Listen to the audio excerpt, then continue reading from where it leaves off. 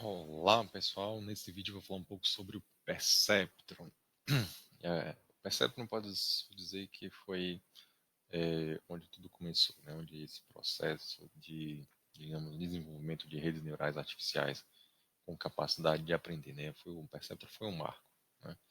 Então foi o primeiro modelo de rede neural artificial com capacidade de aprender, né? Aí depois dele vieram outros modelos mais avançados, mais sofisticados, que a gente vai falar também um pouco mais lá na frente, certo? Mas o Perceptron é interessante porque ele ilustra, né, de forma simples, né, com matemática relativamente simples, os principais elementos, os principais conceitos, os principais elementos de uma rede neural, beleza? A gente vai falar um pouquinho sobre a arquitetura do Perceptron, né, como é que é estruturado, como é que é montado, né, como é que eu organizo um neurônio, né, de forma de Perceptron, né? Então, a estrutura interna do Perceptron, posso dizer que ele tem basicamente três partes, né? Ele tem uma camada de entrada, que eu vou representar pela, pela palavra X, pela letra X, né? Ou pelo vetor X, né? Eu tenho uma camada de saída, né? A gente chama também de output, ou o Y, que a gente já viu também lá atrás. E também, outro elemento importante, né? É o conjunto de pesos sinápticos, né? O conjunto W, né? O W, né? Simplesmente o W é um vetor W, né? Que esse vetor ele vai realmente, digamos, estar entre a entrada e a saída, né? Ele faz a ligação da entrada com a saída, né? Beleza? Então essa estruturinha aqui a gente consegue ver nessa figura, né? Então aquela abstração ali de camadas de montagem do perceptron está ilustrado aqui. Eu tenho aquela primeira camada, né? Onde eu tenho as entradas, os inputs, né? Lembrando que aqui eu organizo isso aqui em forma de vetor, né? Cada amostra é um vetor numérico, beleza? Aqui também eu tenho um W, né? Cada peso. Então, eu tenho W1, W2, W3, WN. Então eu tenho um vetor de pesos também nesse caso, né? Um conjunto de pesos sinápticos. Aqui eu tenho, digamos, a ligação, né, desses estímulos, né, digamos, o processamento. Aqui eu recebo todos os estímulos, né, faço aqui uma mistura com W, processo essa informação, né, então aqui eu tenho um núcleo, né, lembra aí da ideia lá do núcleo celular, né, do corpo, do neurônio, né, então aqui ele vai fazer um processamento que a gente já vai ver mais à frente.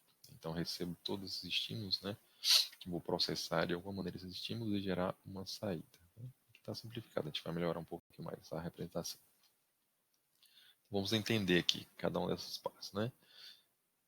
No Perceptron original, as entradas X eram valores binários, né? Os zeros e uns, né? Isso nos primeiros modelos, né? Nas primeiras tentativas do Perceptron. Os pesos sinápticos eram números reais, os W, né? Cada W daquele WI eram números reais, né? São representados por números reais. E o, quando eu apresento, né, quando eu apresento um estímulo à rede, né, eu vou gerar uma saída, né, e como é que eu processo, né, como é que, antes de chegar na saída, como é que eu processo esse valor X, né. Então, eu vou fazer, digamos, vamos pensar aqui, um processamento, vou condensar, né, vou juntar todos esses valores aí de XI e WI, usando essa fórmula assim, fazer um somatório, eu vou acumular todos esses valores, todos esses estímulos, eu acumulo no corpo, né, da célula, ou seja, eu faço aqui um somatório ponderado de x e y, né? Então aqui eu tenho um somatório ponderado de x e y. Então se vocês observarem aqui, ó, cada x está relacionado ao seu y respectivos. Então aqui eu vou multiplicar, somar e a partir desse somatório eu vou passar para frente, beleza?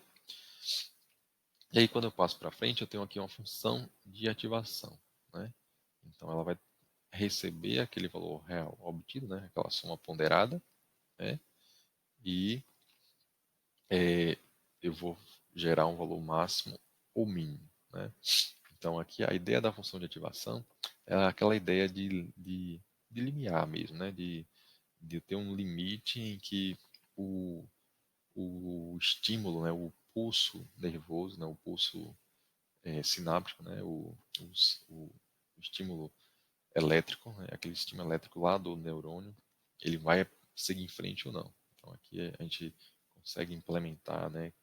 Pegar aquela ideia de limiar, né? E usar aqui na função de ativação. Ou seja, a partir de um determinado limite, né? A partir de um determinado valor, é, aquele acúmulo de estímulos ele vai seguir em frente ou não, né? Então aqui é interessante, a gente consegue implementar essa ideia, né, de disparo, né, do neurônio, né? Ou eu tenho um estímulo chegando e aqueles estímulos podem ou não disparar aquele neurônio, pode ou não enviar um estímulo para frente, né, na saída daquele neurônio, beleza? Então isso aqui é bem interessante. E aqui a gente tem aqui uma montagem um pouco mais completa, em que eu tenho, né, a entrada, os pesos, o somatório, né? Normalmente eu coloco aqui uma espécie de valor é, auxiliar, digamos assim, né? Um bias, né? Um viés. Esse viés pode ajudar no treinamento aí, do modelo. E aí logo depois do somatório, né? Somou, gerou um número real, mas esse número real ele vai ser inserido, né? Aquele somatório todo vai ser inserido em uma função e, e essa função, né? Eu posso usar uma função sinal, né? Que é uma função, digamos, que até a partir de um valor vai ser 1, menor que um valor vai ser 0, né? Então a saída vai ser 0 ou 1. Em um dos exemplos de função de saída pode ser esse valor, né? Pode ser esse tipo de função, né? Eu acumulo o valor real na entrada da função de ativação e a saída ela pode ser um valor 0 ou 1, né? A depender de como está ajustada essa função de ativação. Beleza? Aí alguns pontos interessantes também sobre esse perceptro, né? Ok, mas como é que é um conjunto de treinamento, né? Eu tenho várias amostras de treinamento. Aquelas amostras de treinamento, elas estão associadas, né, tem ali associado a um conhecimento, né? Aquele conhecimento que, digamos, indiretamente, né? Aqueles valores, né? Aqueles números associados às amostras, elas vão indiretamente codificar, né, por exemplo, uma classe, né, uma classificação, né, pode ser para uma classe A ou para uma classe B, por exemplo, né. Então aquele conhecimento está embutido nos valores das amostras, né. Então aquelas amostras têm valores e aqueles valores têm um certo conhecimento. E aí o que é interessante é que a rede neural ela é capaz de codificar aquele conhecimento, né. Então aquele conhecimento que existe nos pesos, né?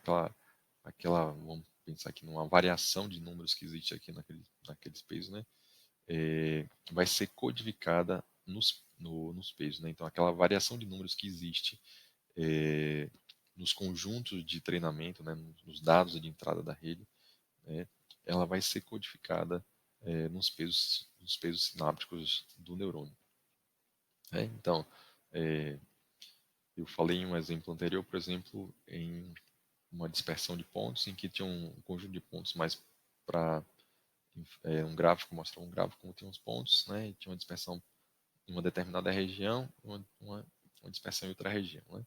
Então, a gente consegue, digamos, codificar esses valores, né, de como esses dados de entrada eles estão se comportando e a partir daí eu consigo, digamos, associar, no caso do perceptron, né, o valor 1 para uma classe e o valor 0 para outra classe, né? Então, posso fazer uma classificação binária aqui no Perceptron, né? E aí o legal é que essa matemática, né, de modificação dos pesos, né, a regrinha de modificação dos pesos, né, como a gente viu lá atrás, essa regrinha de modificação dos pesos, ela vai direcionando, né, induzindo com que os meus pesos eles codifiquem as classes ou a informação embutida ali nos dados de treinamento. Ok, como é que funciona, então, como é que acontece essa mágica aí de os pesos, né, da rede neural matemática, né, da rede neural artificial matemática? Como é que essa mágica acontece? Né? Como é que aqueles pesos eles vão ser modificados de modo que eu consiga representar aquele conjunto de entrada, né? Como se eu conseguisse compactar aquela informação, né? Conseguisse gerar uma representação simples, né, daquela informação, né? E aí, assim, um ponto interessante aqui dessa regra é que eu tenho aqui um valor desejado menos o valor obtido, né? E aí o que acontece? É, isso aqui vai gerar uma certa proporção, né? E essa proporção aqui, ó, tá vendo? Vai ser multiplicada por aquele xi, né? E também multiplicada por uma taxa de aprendizagem, né? Então aqui é só para eu ajustar, né, a forma como o processo de aprendizagem vai acontecer, né? Se ele vai andar mais rápido ou mais lentamente, né? Então eu tenho um valorzinho aqui que auxilia aqui a ajustar. Eu tenho uma variável para ajustar o processo de aprendizagem, né? Então observem que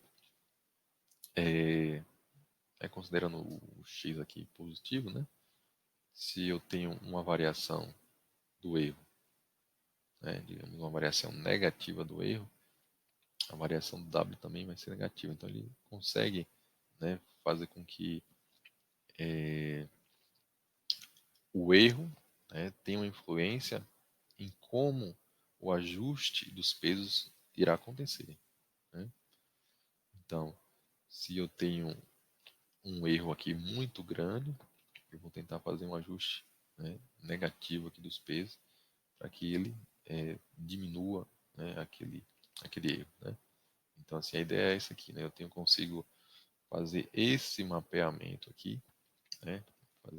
Relacionar o erro de saída da rede, né, com a forma como os pesos serão ajustados, né? E aí essa formulazinha aqui, ela consegue descrever bem isso aqui, beleza? Lembrando que o x é, é a entrada, né? Aquele valor de entrada, né? O, o xi aqui está sinalizando que ele realmente vai ter, para cada xi eu tenho um wi, né? A gente vai ver aqui, ó, cada x, vou botar aqui, cada xi eu tenho meu wi, né? E aí eu consigo fazer aqui digamos, a minha correção do erro do perceptro, beleza? E aí no próximo slide a gente vai fazer um exercício sobre como isso acontece, ok? Então, resumindo, a mágica da correção está numa equação matemática relativamente simples, né? E que de certa forma a proporção do erro que acontece aqui, ó, ela é enviada, né? Uma intensidade de erro, ela é transferida para a forma como os pesos serão corrigidos, né? Beleza? Tem um erro negativo muito grande, eu vou fazer uma correção dos pesos aqui também negativa, tentando diminuir esses pesos, e aí provavelmente diminuindo o valor da resposta e diminuindo o erro, né? Então, se aqui inicialmente tem um erro grande, eu vou ter um valor negativo para ajustar esse peso, então a ponderação lá de peso e entrada vai diminuir, digamos que essa entrada é positiva aqui, só para tentar exemplificar. Então, aqui, ó, uma variação grande desse erro, variação negativa, eu faço com que esses W diminuam. Diminuindo a intensidade da próxima amostra que chegar, né, que estiver relacionada aqui com esse xi, né, a esse, digamos, a esse atributo aqui, xi, essa próxima amostra, né, durante o processo de correção, e depois que eu corrigir aquele W, já vai ter uma resposta menor, né? Então já tem uma resposta menor para para aquele erro durante o processo de aprendizagem, até tender a zero, né? Quando tende a zero, por exemplo, chegou em zero aqui, o que vai acontecer?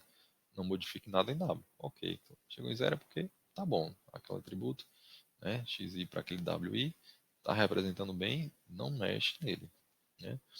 Chegou outra amostra, né? Também deu perto de zero, então se estabiliza aí o processo de aprendizagem. Beleza? Então, depois que o erro vai diminuindo, tendendo a zero, o processo de aprendizagem ele tende a ser finalizado, né? Beleza?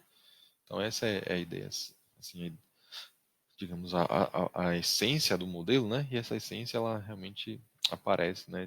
De uma forma um pouquinho mais elaborada em outros modelos mais elaborados que a gente vai ver mais à frente. Ok? Então é isso, pessoal. Obrigado por assistir e até o próximo.